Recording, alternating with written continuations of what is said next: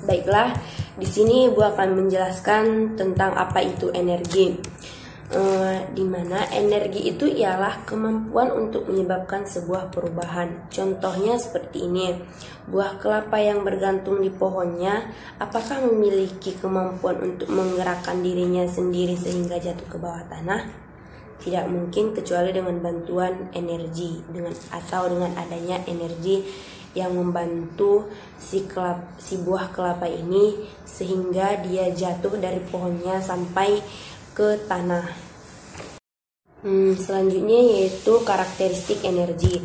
Karakteristik energi ini dapat dibagi menjadi dua, yaitu karakteristik energi yang dapat diperbaharui dan tidak dapat diperbaharui.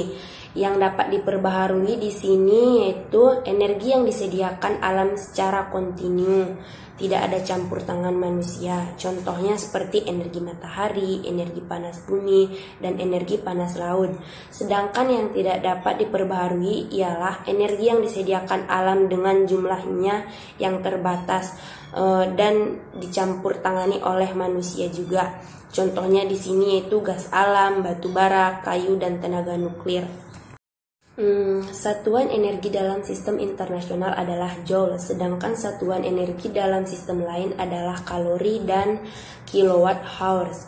Kesetaraan joule dengan kalor adalah 1 kalori sama dengan atau setara dengan 4,2 joule, atau 1 joule setara dengan 0,24 kalori. Selanjutnya yaitu bentuk-bentuk energi, di mana bentuk energi ini yaitu satu, energi kimia. Yang dimaksud dengan energi kimia ini adalah energi yang tersimpan dalam persenyawaan kimia. Yang kedua, energi listrik, yaitu energi yang dipindahkan dalam bentuk aliran muatan listrik melalui kawat logam konduktor yang disebut arus listrik. Ada di kehidupan kita sehari-hari. Mungkin anak-anak sering atau dekat dengan listrik ini, tapi ini sangat berbahaya, jadi harus dijangkau, tidak boleh disentuh secara sembarangan. Yang ketiga yaitu energi panas, di mana energi panas ini adalah hasil perubahan energi yang lain seperti dari energi listrik, energi gerak, dan energi kimia. Selanjutnya adalah energi otot, yaitu energi yang dihasilkan oleh otot tubuh, yaitu oleh otot-otot kita sendiri yang ada pada diri kita. Selanjutnya energi bunyi, yaitu energi yang dihasilkan oleh getaran benda. Contohnya seperti kita saat memainkan seruling. Pas kita meniup seruling itu, dia akan mengeluarkan bunyi. Kenapa dia bisa keluar? Itu karena ada getaran dari suara kita yang kita tiupkan ke seruling tersebut. Baiklah, selanjutnya kita akan membahas tentang perubahan bentuk energi. Ibu meminta kepada anak-anak didik ibu sekalian, coba kalian gesek-gesekkan kedua tangan kalian beberapa saat seperti ini. Apa yang kalian rasakan? Terus perubahan apa aja yang terjadi pada peristiwa tersebut pas kita menggosok-gosokkan tangan tadi. Baik, akan Ibu jelaskan perubahan bentuk energi yang terjadi pada saat kita menggesekkan tangan tadi ialah energi otot ke energi gerak. Lalu dari kedua energi tadi tercipta lagi energi panas. Seperti itu kan yang kalian rasakan pas kalian gesek-gesek tadi. Itu kan energi otot dari tubuh kita terus bergerak. Lalu kan yang sedang kita jadi terasa panas gitu. Jadi itu maksudnya.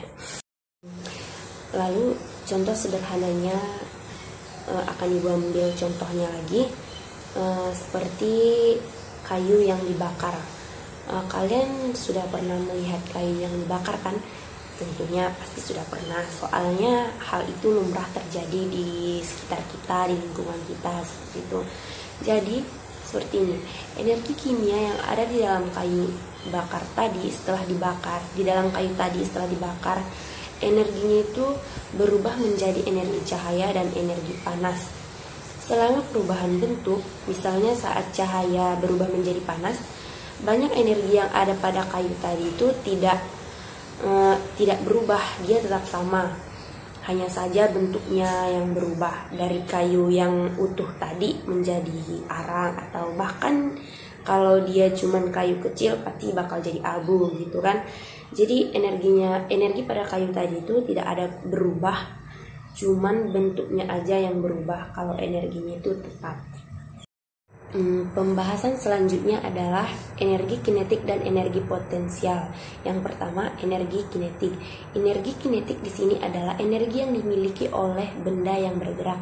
Contohnya seperti kendaraan. Kendaraan tuh bergerak. Jadi itu adalah contoh dari ada energi kinetik yang terjadi pada kendaraan seperti mobil, motor yang bergerak lah intinya. Jadi untuk mengetahui energi kinetik sebuah benda yang bergerak, kita harus menggunakan rumus, yaitu setengah kali mp kuadrat, di mana energi kinetik dilambangkan dengan EK yang satuannya adalah joule, dan m di sini adalah massa, satuannya kilogram, dan P adalah kecepatan yang satuannya meter per sekon. Untuk lebih jelasnya, Ibu akan memberikan satu contoh, akan Ibu jelaskan. Baiklah, untuk soalnya Ibu akan bacakan, bisa kalian catat, tapi Ibu yang akan menjawabnya nanti. Cukup kalian catat saja. Setelah Ibu jawab nanti, jawabannya bisa kalian pindahkan biar ada untuk dipelajari di rumah. Untuk tugas-tugas nanti akan Ibu berikan nanti. Udah dicatat.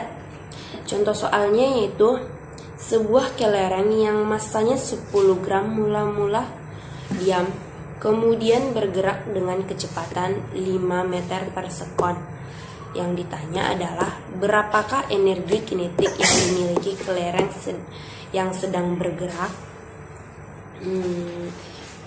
Ibu akan menjawab. Baiklah, di sini Ibu akan menjawabnya. Dimana diketahui dalam soal tadi adalah massanya yaitu 10 gram. Kan tadi satuan dari massa itu adalah kilogram, sedangkan yang diketahui dalam bentuk gram. Jadi kita ubah dulu dia ke gram, yaitu dari 10 gram diubah menjadi ke gram dengan hasil 0,01 kilogram. Yang kedua yang diketahui adalah kecepatan, yaitu kecepatannya adalah 5 meter per sekon. Jadi yang ditanya tadi adalah energi kinetik dari mobil tadi.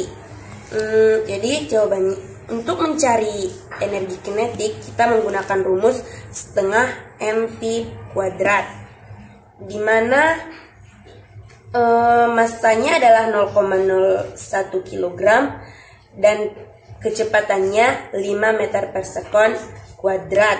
Jadi setengah dibagi 0,01 kilogram dapat hasilnya 0,05 kilogram.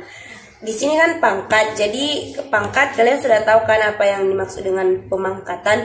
Jadi pemangkatan itu ya adalah dari 5 ini dikalikan sebanyak 2 kali. Jadi 5 dikali 5 sama dengan 25. Jadi dapatkan hasilnya 25 meter per sekon.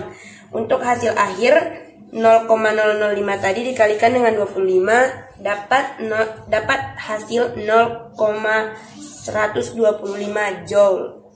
Untuk yang selanjutnya adalah energi potensial, di mana energi potensial itu adalah energi yang dimiliki suatu benda karena letaknya.